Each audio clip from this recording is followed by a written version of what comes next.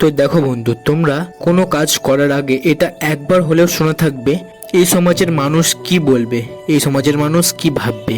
তো ভাই, তাদের উদ্দেশ্যে আমি একটা কথাই বলতে চাইবো, এই সমাজের মানুষ কি বলবে কি ভাববে সেটা নিয়ে তুমি যদি ভাবতে থাকো তাহলে তারা কি ভাববে, তাদের জন্য তো কিছু ভাবার মতো রাখো।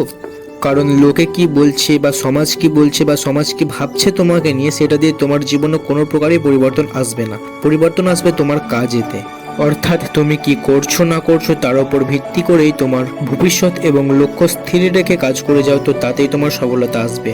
রইল বাকি সমাজের কথা, এই সমাজ তোমাকে অনেক কিছুই বলবে, কারণ তারা পুরোই বেকার মানুষ।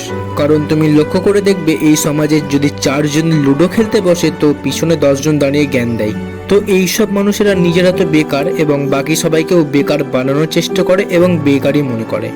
অর্থাৎ এই কথার অর্থ হলো, নিজেরা তো কিছু করবেও না এবং বাকি কাউকে কিছু করতেও দেবে না। তাই তোমাকে নিয়ে কে কি ভাবছে না ভাবছে এই সমস্ত কথায় গুরুত্ব এবং কান না দিয়ে তুমি নিজে কি করবে সেটা নিয়ে ভাবো, এবং এই সমস্ত মানুষদের কিভাবে যোগ্য জবাব দেবে সফলতার মাধ্যমে সেটা নিয়ে ভাবো।